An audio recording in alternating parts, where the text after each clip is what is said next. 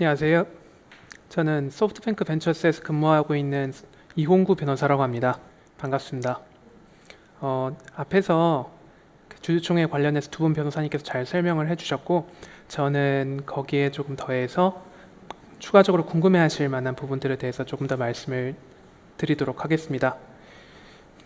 먼저 저에 대해서 간단하게 소개를 드리면, 저는 예전에 법무법인 디라이트를 포함해서 다른 스타트업 로펌에서 근무를 했었고, 과거 한국투자파트너스라는 VC에서 4년 좀 넘게 근무하고, 지금 현재는 소프트뱅크 벤처스라는 VC에서 근무를 하고 있습니다. 그래서 스타트업과 VC 관련된 투자 이쪽에 대해서는 어느 정도 잘 이해를 하고 있고요. 여러분께 스타트업과 관련된 내용, 그리고 투자자 입장에서 관련해서 봤을 때 주주총회 관련된 내용을 후단에서 말씀드리도록 하겠습니다. 일단 정기주주총회 시즌인 만큼 먼저 정기주주총회 관련된 내용을 먼저 말씀을 드리겠습니다.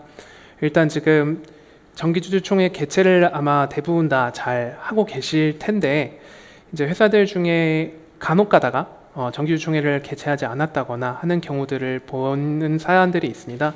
그래서 회사의 규모가 크지 않은 경우에 관련된 의무를 이행해야 되는 부분들을 인지하고 못하고 계시거나 이런 분들이 있을 수 있고, 또 그런 경우에 혹시나 개최하지 않았을 때 하고 계신 분들도 개최하지 않으면 어떻게 되나 라는 부분에서 궁금점을 가지시는 분들이 있을 겁니다. 일단 정기주주총회를 개최하지 않으면 먼저 대표이사님께서 페널티를 지시게 되고요. 상법상 500만 원 이하의 과태료가 일단 첫 번째로 부과가 될 수가 있습니다. 그리고 두 번째는 대표이사님께서 명백하게 관련된 의무를 이행하지 않으신 것이 되기 때문에 주주들의 입장에서는 관련 의무 위반으로 인해서 해임을 요구를 하는 경우도 발생을 할 수가 있습니다. 그래서 회사 입장에서 보더라도 대표님뿐만이 아니라 정기주주총회를 개최를 해야 되는데 만약에 하지 않았다면 회사 입장에서는 이익잉여금 처분에 있어서 제한을 받게 될 수가 있습니다. 그래서 정기주주총회에서 원래는 전 회계연도 재무제표에 대한 승인을 받아야 되는데 이를 받지 않은 상황이 되기 때문에 회사가 주주들한테 배당을 주기가 어려운 상황이 발생을 할 수가 있습니다.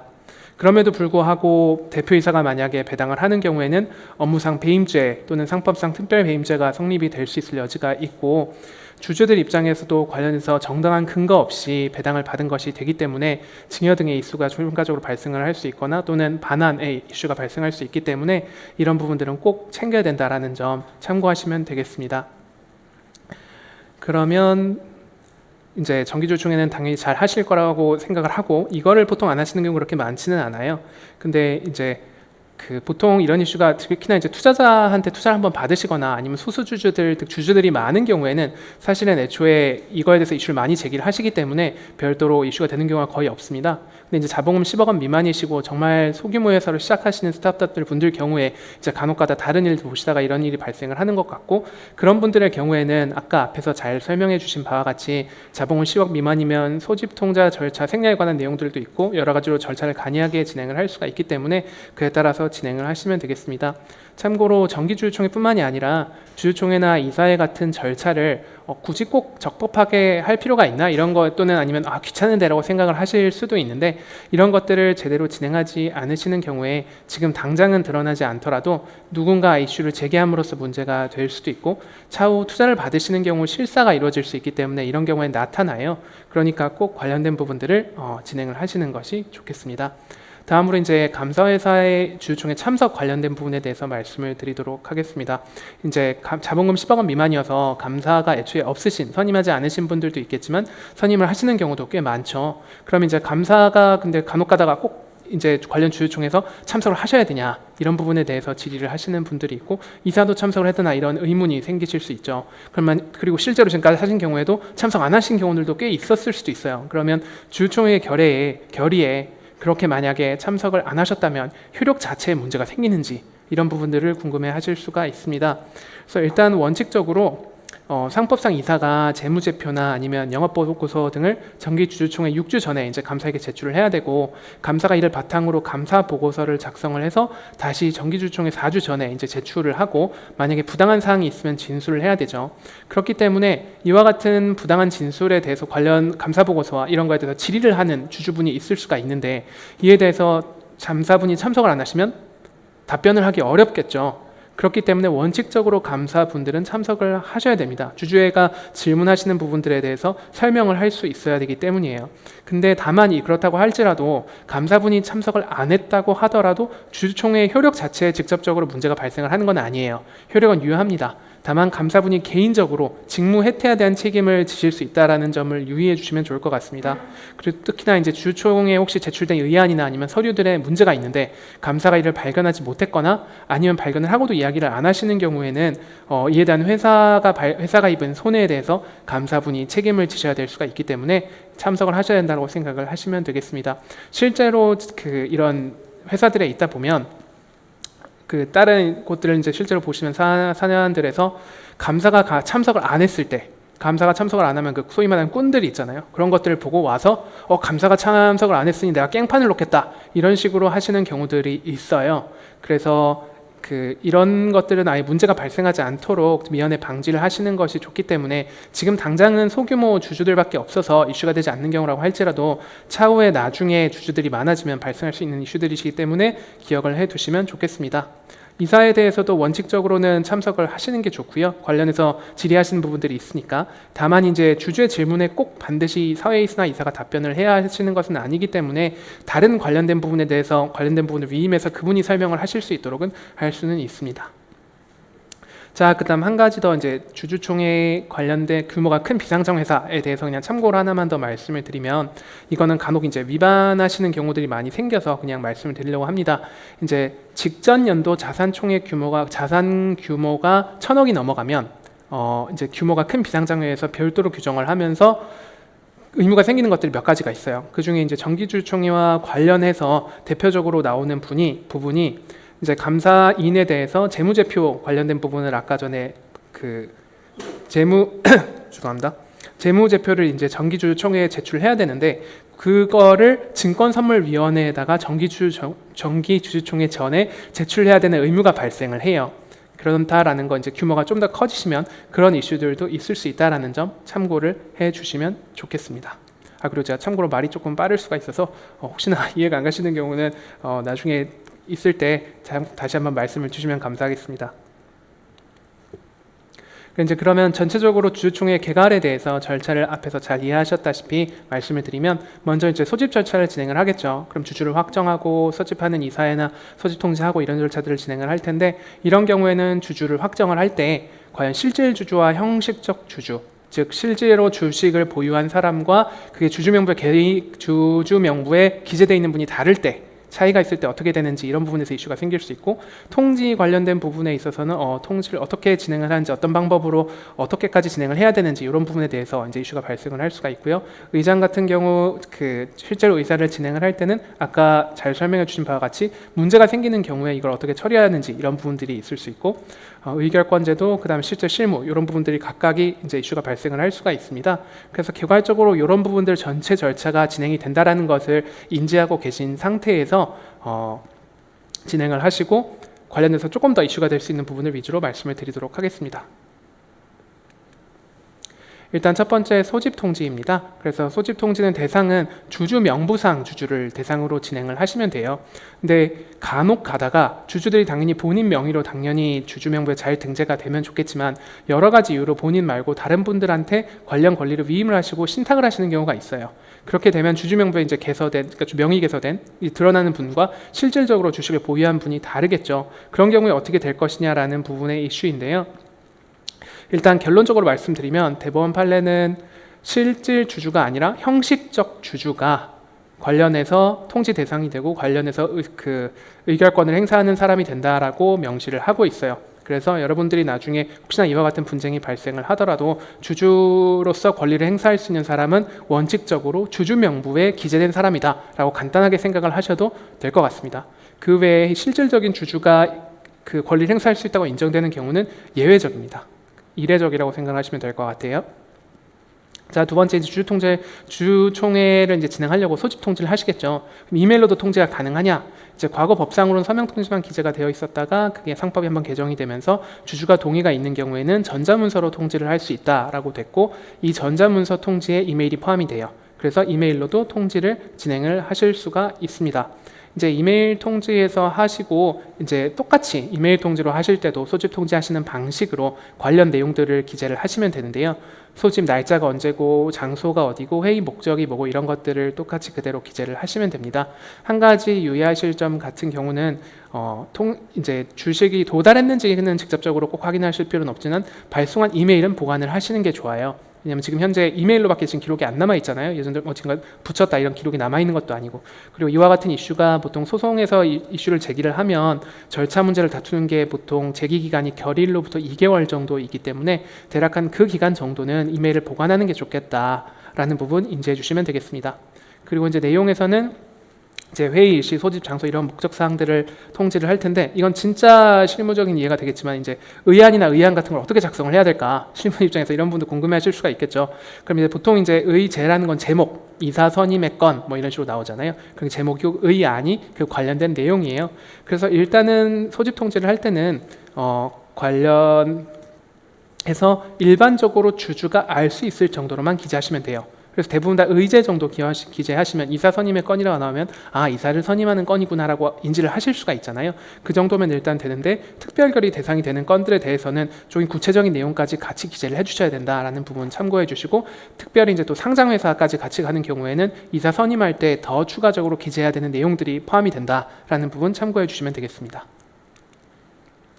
그리고 이제 결의의 범위에 있어서 간혹 가다가 이제 통지를 했는데 통지한 부분보다 훨씬 그것과 다르거나 아니면 그 범위를 넓혀서 하거나 아니면 변경하시고 싶어 하시는 경우들이 발생을 해요. 그래서 이렇게 갑자기 변경을 하고 나면 원래 이때 통지를 받지 못했던 주주들이 이거는 우리가 생각했던 거랑 다른 내용이고 일부러 그래서 참석을 안 했는데 갑자기 이런 내용을 추가하면 어떡하냐 또는 변경하면 어떡하냐라고 하면서 이슈를 제기를 할 수가 있겠죠.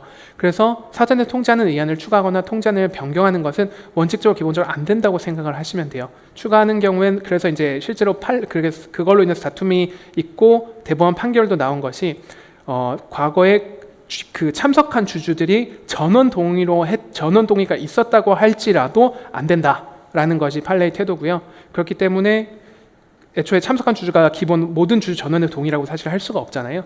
그래서 일단 기본적으로 이거는 허용되지 않는다라는 부분 참고해 주시면 되겠고 기본적으로는 통지한 내용과 동일한 범위 내에서 해야 되고 실질적인 동일성이 인정되는 범위 내에서만 관련해서 진행을 할 수 있다라는 부분 참고해 주시면 좋겠습니다. 그리고 이런 경우는 간혹가다 있는데 소집을 이제 하기로 했어요. 2주 전에 이제 기간들 다 맞춰서 통지를 해 놓으셨는데 그러다가 우리가 생각해 보니까 일정상 못 맞출 것 같다라든지 뭐 여러 가지 이유로 심지어 실무적인 이유로 원래 누군가 대상이 되는 주주가 참석을 안 할 거라고 생각을 했는데 알고 보니 실제로 참석을 한다. 그래서 생각해보니까 이러면 안 될 것 같은데 처리나 변경을 해야겠다라고 하시는 경우들도 있어요. 그러면 소집통의 처리 또는 변경하는 것이 가능한가라는 부분으로 말씀을 드리면 네, 일단 소집 통지를 처리하거나 변경하는 것은 가능하고요. 일단 처리나 변경할 때 통지할 때처럼 2주간의 기간을 꼭 맞출 필요는 없어요. 대신에 소집에 준하는 이사의 결의를 거치고 소집과 동일한 방법으로 통지하거나 공고를 해야 된다라는 점은 참고를 하시면 좋겠습니다. 그러면 이제 예를 들어서 처리는 하고만 추가적인 연기를 하겠다라고 하면 그 뒤에 다시 이제 주주총회 날짜를 잡아야겠죠. 그러면 그 날짜 2주 전에는 다시 소집 통지를 해야 되는 그 기간은 다시 맞춰 주셔야 돼요. 물론 이제 10억 미만이고 주주총회 소집 절차를 전원 동의를 생략할 수 있거나 줄일 수 있거나 이런 것들이 있다면 그에 따르시면 되겠습니다. 그다음 주주총회 소집 청구권 같은 경우는 회사가 이제 주주총회 소집을 하지 않는 경우에 소수 주주가 이제 주주총회 소집을 할 수 있나 이런 부분 관련된 부분은 일단 소수 주주권이 원칙적으로 부여가 돼요. 법상 부여되는 소수 주주권이 있어요. 하지만 뒷부분에서도 제가 조금 더 설명을 드릴 텐데 투자자들 같은 경우에는 투자 계약상 주주총회를 청구를 할 수 있다는 조항을 넣어놓는 것이 일반적이에요. 왜냐하면 법상 관련된 조항이 있다고 하더라도 이에 따라서 관련된 부분을 입증하고 청구하고 하는 부분에 어려움이 있기 때문에 주주총회로 다퉈야 되는 부분이 있다는 부분이 있으면 투자자들은 보통 포함을 시켜놓습니다. 그래서 이런 부분은 진행을 할 수 있도록 해놓는 경우들이 많다라는 부분 참고해 주시면 되겠습니다. 그리고 이제 의결권 행사 및 위임 같은 경우에는 위임장 날인본을 복사해서 가지고 오면 가능하냐라는 부분이 있는데 일단 위임장 같은 경우에는 원본이어야 됩니다. 심지어 다툼이 이루어지는 경우에 이제 간혹가다 팩스로 보내는 거에 대해서도 이게 원본이나 사본이 이러는 경우들이 생길 수가 있기 때문에 위임장은 관련해서는 날인본을 무조건 원본으로 가져가셔야 된다라는 부분 꼭 인지해 주시면 좋겠고요. 근데 위임장은 가지고 왔는데 회사에서 보통 인감증명서라든지 참석장이라든지 이런 것들을 추가적으로 요구를 하는 경우들이 있습니다. 이런 경우에는 의결권 행사할 수 없나라는 부분에 대해서 원칙적으로는 위임장이 일단 있고 꼭 참석장이나 인감증명서 등과 같이 회사에서 별도로 요구하는 서류가 아니더라도 본인을 입증할 수 있는 서류가 있으면 되고 이 서류를 안 가지고 왔다는 이유만으로 의결권을 행사할 수 없도록 하면 안 된다라는 게 판례의 태도입니다.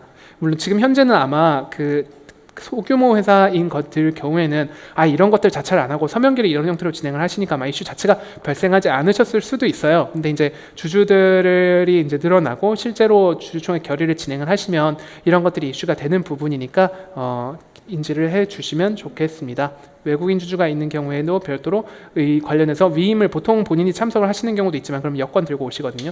근데 직접 안 계시는 경우에는 관련해서 보통 위임해서 진행을 하시죠. 그래서 그렇게 진행하시면 된다는 거 참고하시면 되겠고, 자, 이제 주주총회 의사 진행 같은 경우에는 참석하시는 주주분들이 있고 이사나 감사는 일단 원칙적으로 거라 아까 말씀드린 것처럼 참석을 하시는 게 좋긴 하다. 그리고 관련된 다른 경우에도 요청하는 경우에 참석하는 사람들이 있을 수 있고, 개최하는 시간 같은 경우에는 일단 주주총회 참석 요건을 주주들이 충족을 해야만 원칙적으로는 참석 개최를 할 수가 있어요. 근데 시간상 봤을 때 지금은 당장은 그 요건을 충족 못했는데 곧 참석할 것 같다라고 생각이 되는 경우에는 그 심의를 구체적으로 하기 전까지, 목적상 심의 전까지만 참석을 하면 진행하는 것에는 문제가 없습니다. 그리고 회의 속행하거나 연기하시는 경우에는 주주총회 결의에 따라서 해야 되고 의장분이 마음대로 바꾸시면 안 된다라는 분 참고해 주시면 좋겠습니다. 그래서 이제 결국 의장이 사실 꽤 권한이 커요. 문제가 생겼을 일단 진행 자체를 의장이 하시게 되고, 또 이제 질서를 유지라고 해서 앞부분에도 나왔지만 만약에 고의적으로 뭔가 잘못된 행동이라고 할 수 있겠죠. 의사 진행을 방해하기 위한 행동이나 발언 등을 하시면 이 부분을 퇴장시킬 수 있는 권리까지 있기 때문에 의장이 꽤 권한이 큽니다. 그래서 이분이 어떻게 선임되냐라는 게 중요할 수가 있는데 보통은 정관에 관련된 내용을 규정해 놓는 경우가 많고 그래서 보통 대표이사님이 됩니다. 근데 이거에 따라서 규정을 안 해놨으면 총회에서 별도로 의장을 선임을 해줘야 돼요. 만약에 그런 적법한 절차가 없이 되면은 이 결의 취소 사유가 될 수 있다는 점 참고해 주시고, 만약에 이런 의장이 그만큼 중요한 자리이기 때문에 별도의 이해관계가 있는 경우라면 원칙적으로는 다른 분을 의장으로 선임을 해줘야 돼요. 다만 이제 주주들이 동의를 해주면 그대로 수행은 가능하십니다. 자, 그래서 아까 서면 결의를 이제 지금 아까 말씀드린 것처럼 진행하시는 경우가 굉장히 많으실 거예요. 자본금 10억 원 미만인 경우에 특히나 이렇게 진행을 하시는 경우가 많을 거고요. 크게 3가지 요건이 필요합니다. 일단 자본금이 10억 원 미만이어야 될 거고요. 정관상 관련 내용이 규정이 되어 있어야 되고, 이 의안들 전체에 대해서 주주분들이 동의를 하셔야 됩니다. 그래서 이런 경우에 진행할 수 있다는 점 꼭 참고해 주시면 좋겠습니다.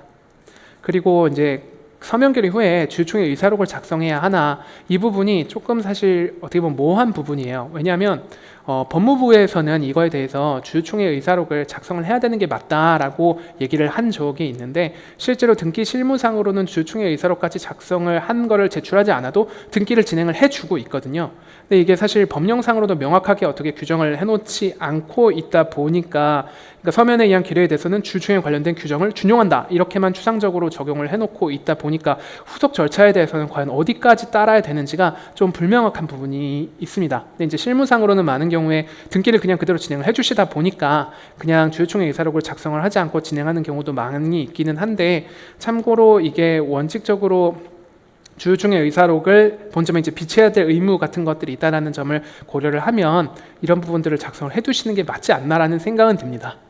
네. 그럼 이제 정기주총회를 진행을 하실 때 참고하실 수 있도록 결의를 이제 진행하려고 하시면 이번에 통과해야 되는 안건들이 보통 정기주총회 안건들이 있고 그냥 임시주총회로 진행할 수 있는 안건들이 있어요. 그래서 정기주총회로 돼야 되는 안건들, 뭐 재무제표 승인이라든지 임원 보수 한도라든지 항상 진행해야 되는 건들이 어떤 것들이 있는지를 확인하시고, 주주총회를 여는 것도 어떻게 보면 되게 귀찮을 수 있는 일이거든요. 그러니까 보통 이럴 때 한 번에 다 처리를 하실 수 있는 게 좋아요. 그래서 정관 개정사항이 될 수 있는 것들이 뭐가 있을까, 이런 것들 한 번에 다 모아야겠다라고 생각하시고 한 번에 다 정리를 하시고, 임원 임원 선임들 보통 볼 때 정기주주총회랑 같이 그 기간이 비슷하게 돌아가는 경우들이 있어요. 그럼 이제 임원이나 감사나 이사나 이런 분들 선임 관련돼서 있을 때도 같이 선임을 하시는 게 좋을 거다. 분들 참고하시면 좋겠습니다. 이제 스톡옵션 같은 거 부여하시는 경우에도 이제 정관계정 관련된 부분 포함이 돼야 되는 경우도 있고 부여할 때도 포함돼야 되는 경우 있으니까 그런 경우들도 한 번에 처리하실 수 있다면 좋겠죠. 그래서 필요한 서무들, 뭐 재무제표나 영업보고서, 감사보고서들 준비하시고 각 주주들 실제로 이제 통과를 하시는 거에 있어서 뭐 전원이 다 애초에 우호 지분이고 그래서 이슈가 없다면 상관이 없는데 그렇지 않고 일부에 대해서 다툼이 있거나 하면 주주가 각각 의견을 어느 정도 가지고 있어서 실제로 우리가 통과를 시키려면 어떤 정도로 돼야 된다는 걸 미리 좀 생각을 하시는 게 좋겠죠. 그런 부분들 그리고 참석을 못 하시는 부분이 있다면 서면 동의서 등도 고려를 같이 하시는 게 좋겠습니다. 그래서 이 정도로 관련된 그 주주총회 관련된 부분들을 말씀을 드렸고요. 이제 투자자의 관점에서 본부들을 말씀을 드리겠습니다. 일단 아까 간단하게 잠깐 말씀드린 것처럼 법상 소수 주주권이라고 해서 주주총회는 원칙적으로 다수결의 원칙인데 다수결로만 진행을 하는 경우에 주식을 일부만 보유하고 있는 주주들의 입장에서는 자기 권리가 침해될 가능성이 너무 높아요. 그래서 이런 부분들을 방지를 하기 위해서 법상 일정 수준의 이상의 주식을 보유하고 있는 자들한테 소수 주주권이라고 권리를 부여를 하고 있어요. 다만 이제 투자자 입장에서는 큰 금액을 투자를 했는데 이거 행사 요건도 입증을 해야 되고 시간도 소요되는 경우들이 있다 보니까 일부 내용에 대해서는 계약상 반영을 하는 경우들이 있습니다. 그래서 관련된 내용을 보시면 일단 주주총회 관련해서 정기 주주총회 이외에도 투자자가 주주총회 요청을 하는 경우에는 임시주주총회 개최에 필요한 절차를 이행해야 된다. 이와 같은 조항을 넣어 놓음으로써 실제적으로 회사 이해관계인들한테 필요한 경우에 주주총회 결의를 진행을 열도록 관련해서 절차를 이행하도록 관련 규정을 하는 경우가 많이 있고요. 그리고 이제 동의권과 협의권이라고 해서 주주총회에서 실질적으로 동의를 받아야 하는 사항들과 협의를 받아야 하는 사항들에서 규정을 해요. 일단 이거는 딱 정해져 있진 않아요. 어느 정도까지 할지에 대해서는 건 바이 건 회사마다 케이스는 다를 수 있는데 일단 협의권으로 주주총회 안건들이 다 포함이 되는 경우들이 많이 있습니다. 그래서 이런 경우에는 어쨌든 주주총회 안건이 있으면 먼저 사전에 협의하고 통지는 해줘야 한다는 것들은 기본적으로 들어가게 되는 거죠. 그리고 단순히 협의가 아니라 주주총회 안건들 중에서도 회사에서 너무나 중요한 사항들, 실질적으로 투자자의 이해관계에 영향을 미칠 수 있는 사항들이라고 생각되는 경우에는 사전 동의사항으로 규정하는 경우들이 많이 있어요. 정관을 변경한다던가 신주 발행을 한다던가 아니면 뭐 이제 행사한 청산 합산 이런 경우라던가 이제 대표이사 이사 선임인 해임이라던가 이런 부분들에 대해서는 동의권으로 규정하는 경우들이 많이 있다라는 점 참고를 해주시면 되겠습니다. 이 부분에 대해서는 이제 뭐 대법원 판례, 그러니까 대법원까지는 없고 이제 판례에서는 다툼이 일부 있을 수 진행 중인 상황인데 이 부분은 좀 더 이제 지켜봐야 될 것 같고요. 그리고 이제 이익 배당에 관한 조항 관련된 부분을 보셔도 이제 그 회사에서 배당을 하는 경우에 진행을 해야 되는 절차들이 있겠죠. 그러면 이런 부분에 대해서 주총회 승인 받아야 된다 이런 식으로 별도로 규정을 해놓는 경우들이 있습니다. 자 그리고 이제 끝으로 이제 이사 선임권 관련된 부분까지 말씀을 드리면 아까 원칙적으로는 이제 주주총회에서 이사를 선임을 해야겠죠. 근데 회사의 그 투자자 입장에서는 어느 정도 관련된 정보를 취득할 필요가 있고 실질적으로 이 부분에 긴밀하게 회사에 대해서 같이 협조할 필요도 있고 관련된 자료도 수취할 필요도 있다는 여러 점을 고려를 해서 가능한 이사 선임권을 받으려고 하는 경우가 많아요. 모든 이사 투자자가 받을 수는 없고 보통 리드 인베스터가 보통 받게 되는 경우가 많고요. 그래서 이런 것들을 포함을 하게 되면 주주총회를 통해서 이사 선임을 한 명을 해줘라 라고 기록을 하는 경우들이 많다라는 점 참고해 주시면 되겠습니다. 네, 여기까지 설명드리고요. 관련해서 궁금하신 부분이 있으신 경우 차후에 또 말씀 주시면 되겠습니다. 감사합니다.